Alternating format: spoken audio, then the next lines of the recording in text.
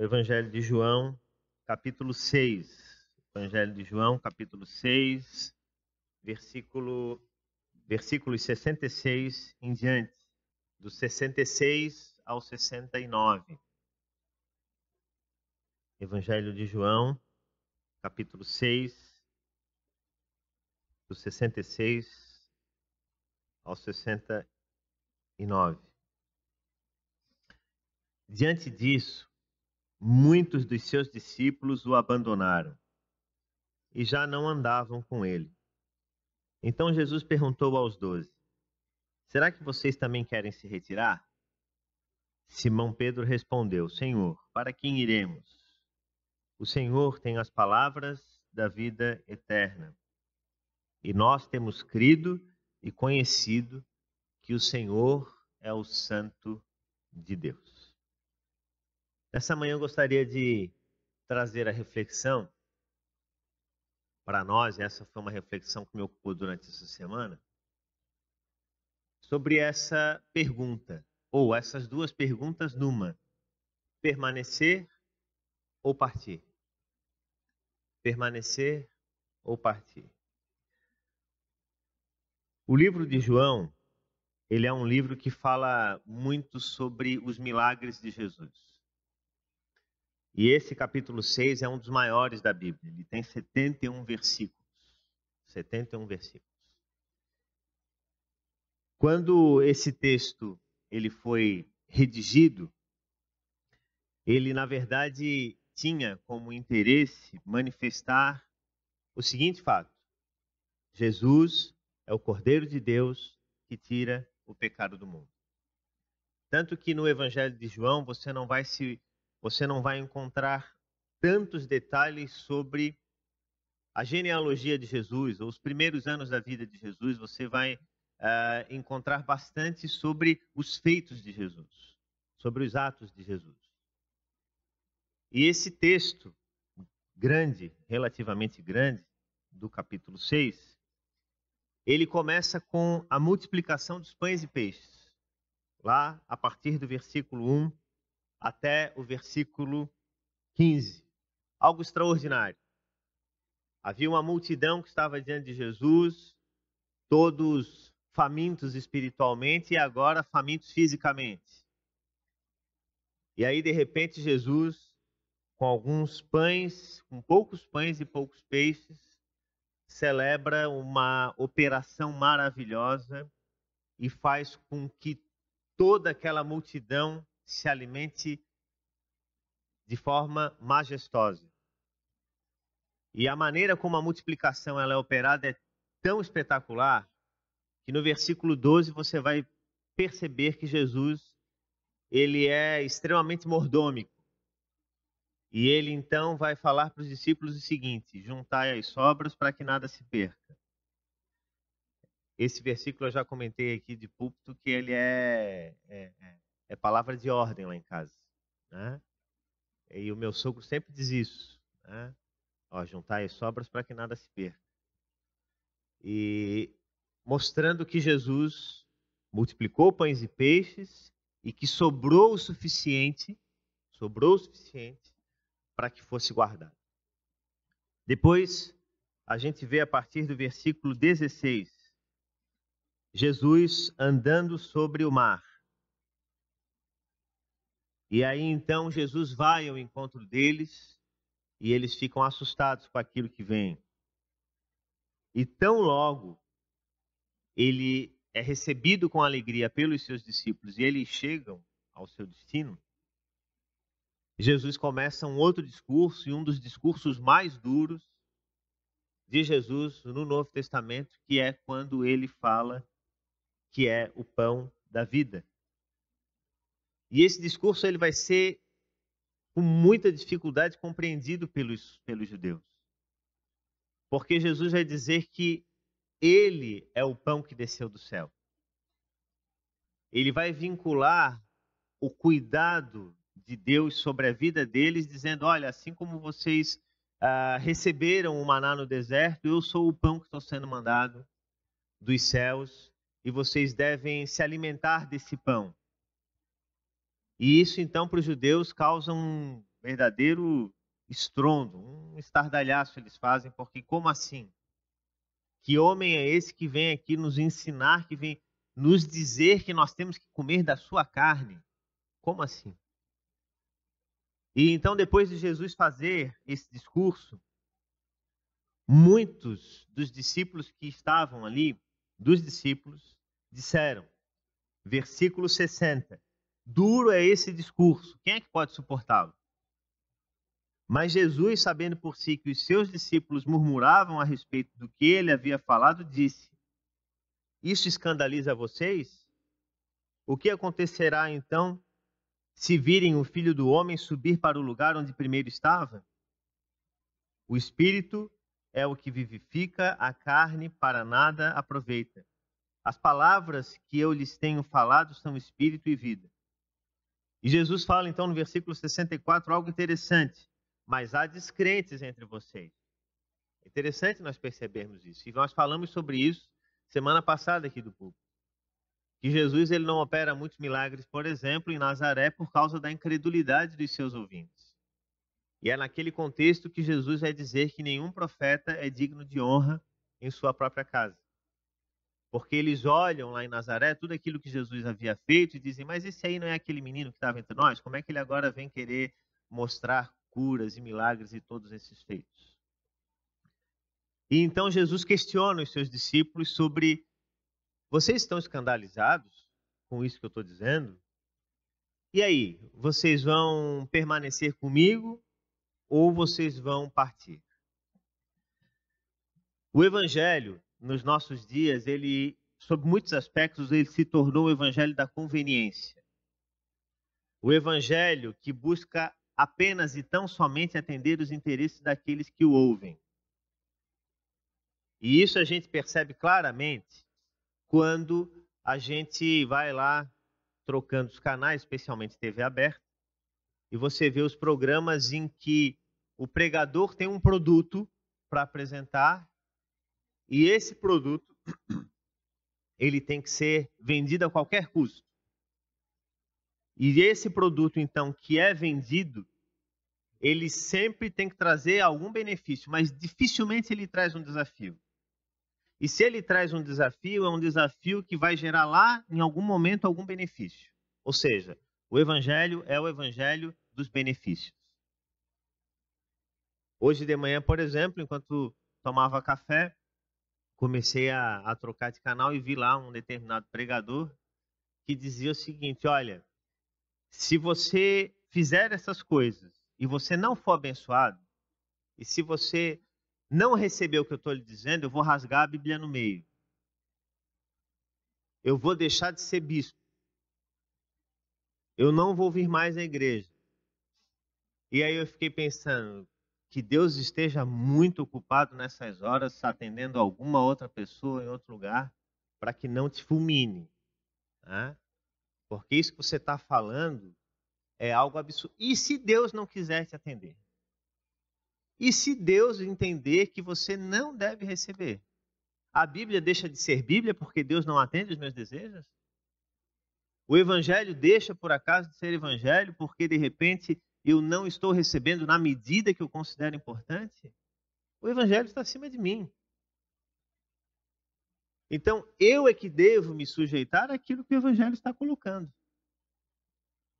Então, eu não posso deixar de fazer qualquer coisa se, de repente, Deus, na sua infinita graça, no seu infinito poder e majestade, resolver, por alguma razão, não atender. Então, esse é o Evangelho da conveniência. Esse é o evangelho que busca apenas servir os interesses das pessoas. E o que Jesus está vivendo aqui é exatamente isso.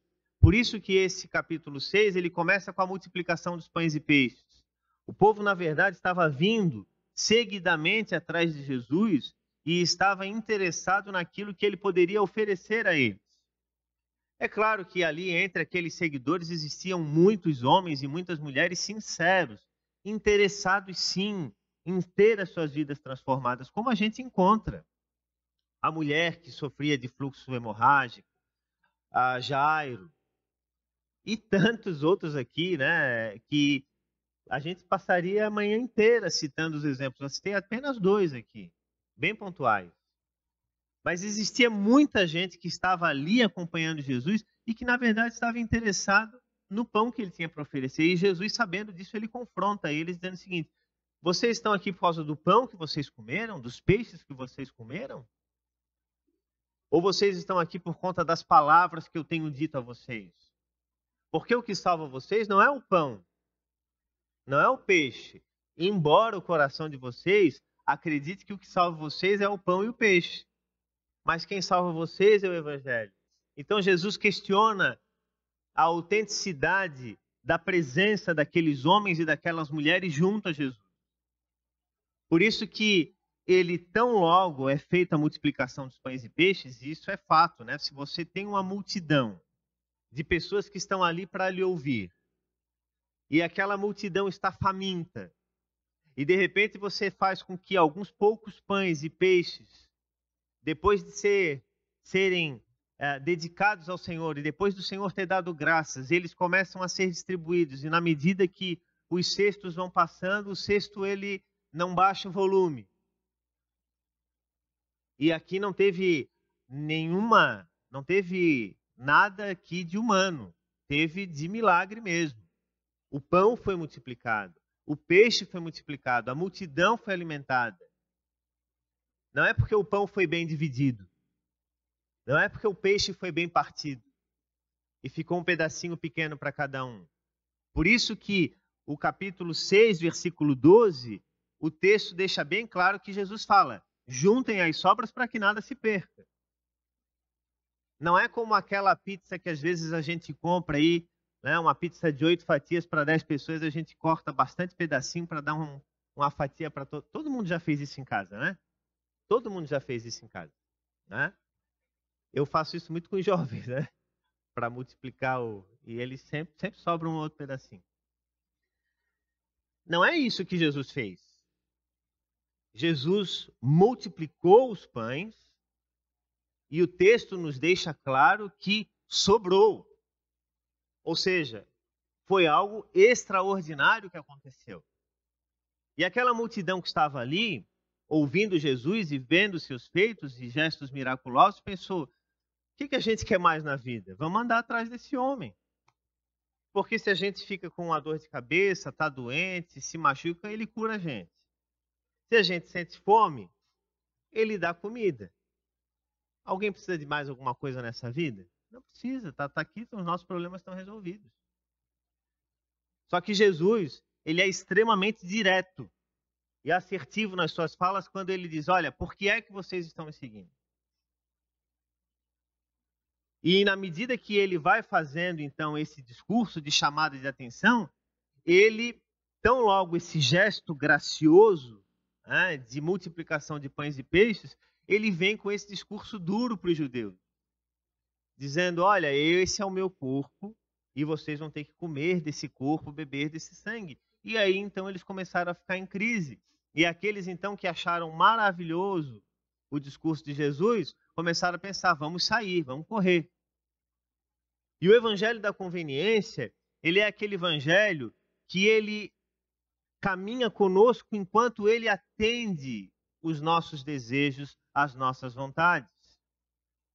É o evangelho que ele está presente na vida das pessoas ou de algumas pessoas apenas para concordar com elas.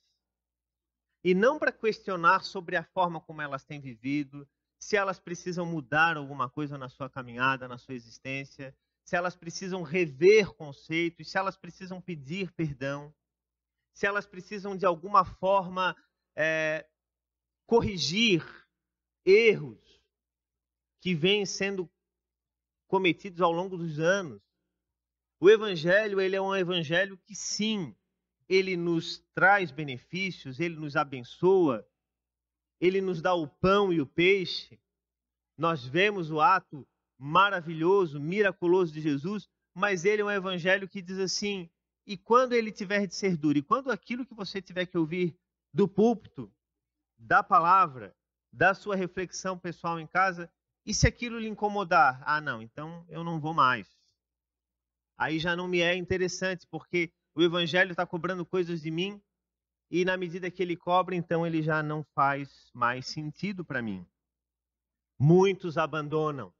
E é interessante que, na medida que o grupo vai refinando, chega uma hora que ficam praticamente os apóstolos ali. Praticamente os apóstolos.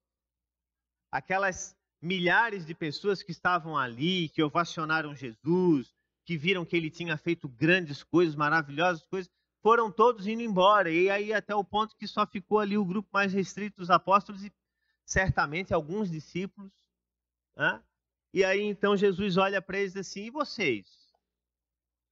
Vocês vão permanecer ou vocês vão partir?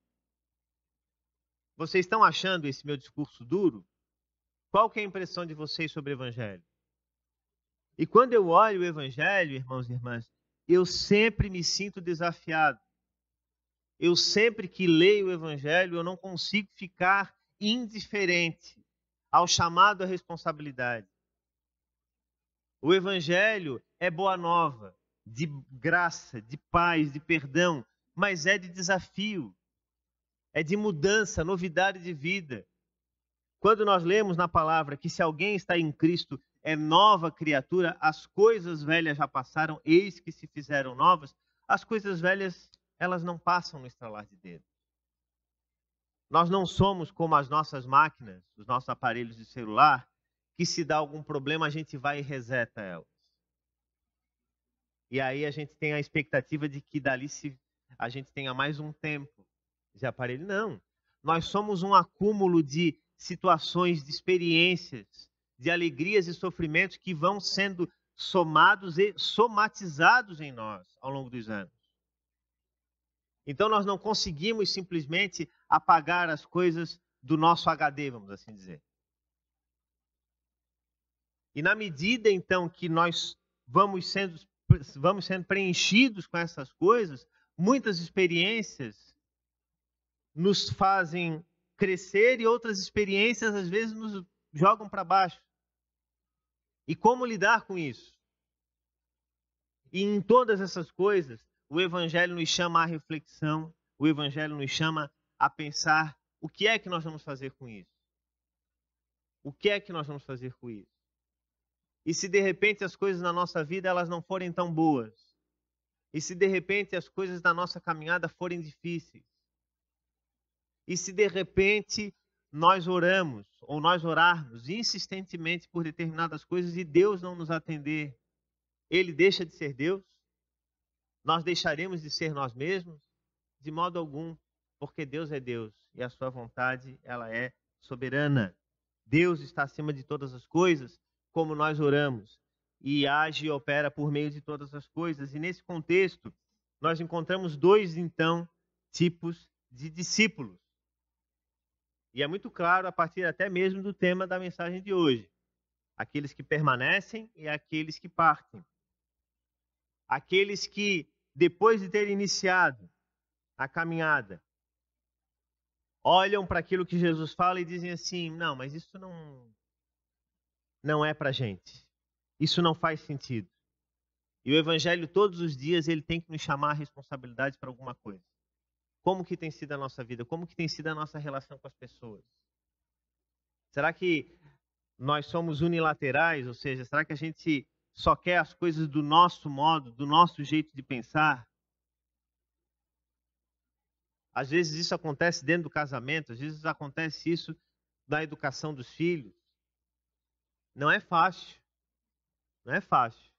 Você aparar arestas, acertar situações, ter que reconhecer erros. É difícil, tem muita gente que não consegue reconhecer os seus erros. Tem muita gente que acha que o problema é sempre os outros. Está sempre com os outros.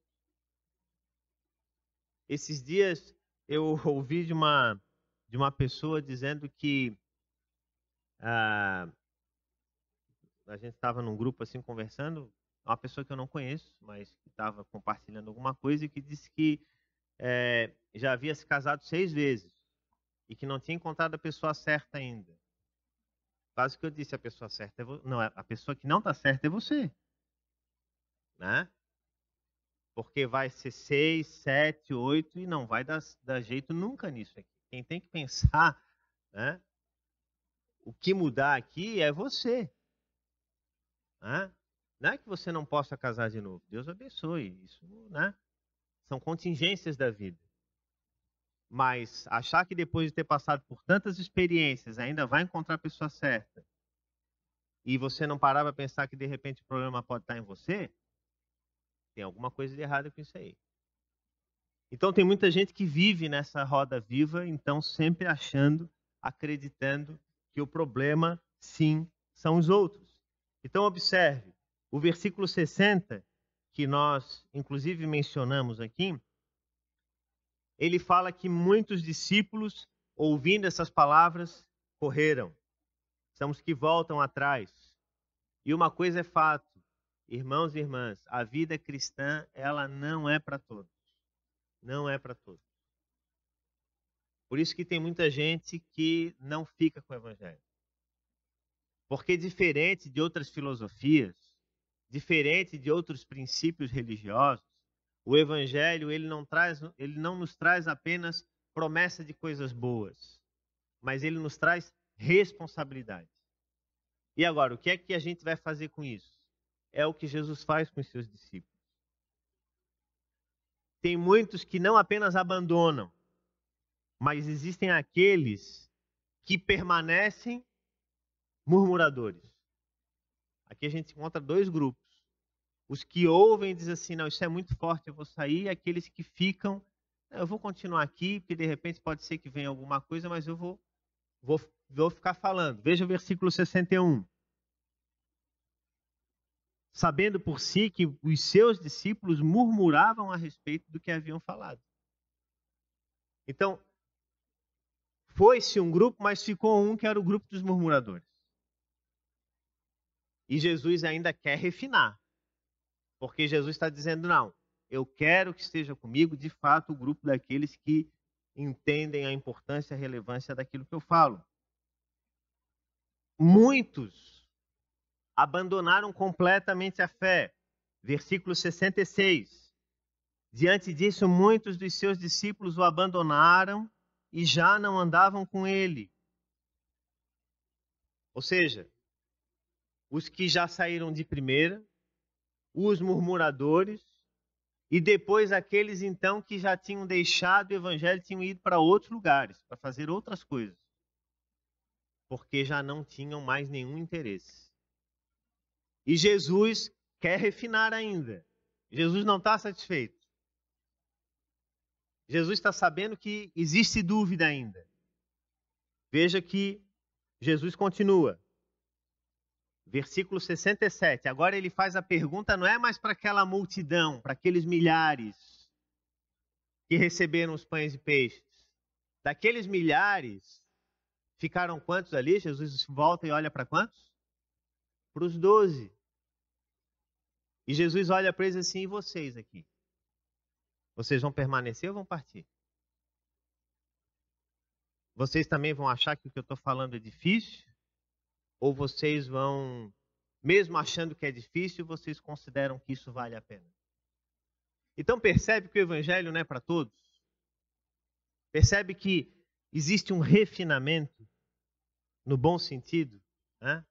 Não refinamento na expressão que normalmente se usa, mas que as coisas elas vão sendo peneiradas e que, portanto, quando o evangelho verdadeiro ele é pregado, ele não é bem recebido por todos. Por isso que muitas das nossas igrejas não enchem como grandes lugares, porque esses lugares em que as igrejas estão cheias, às vezes é um inchaço. E deixa eu perguntar uma coisa para você. Existe diferença entre um lugar que não seria nem diferença, mas o inchaço ele é um sinal bom? Quando você vê algo inchado, por exemplo, você está com algum problema em alguma parte do seu corpo, está inchado. Isso é algo positivo? O que ele indica? Indica que existe algum problema. Então o inchaço ele não é saudável. E o que acontece lá no início da multiplicação dos pães e peixes é um inchaço. É o povo que estava atrás de Jesus apenas para aquilo que era interessante. Até chegar ao ponto que vão então acontecendo os cortes e vai sendo peneirado, até que Jesus chega diante então dos 12 apóstolos. Mas os que permanecem com ele, vejam só, qual é o testemunho de Pedro? Senhor, para quem nós iremos? O Senhor é que tem as palavras de vida eterna. 69. E nós temos crido e conhecido que o Senhor é o Santo de Deus. Então vejam que o testemunho de Pedro não é o seguinte: Senhor, o Senhor tem nos dado comida. O Senhor tem curado os nossos problemas. Cuidado dos nossos problemas. O Senhor tem aí até curado sogra. Tem feito tantas coisas boas.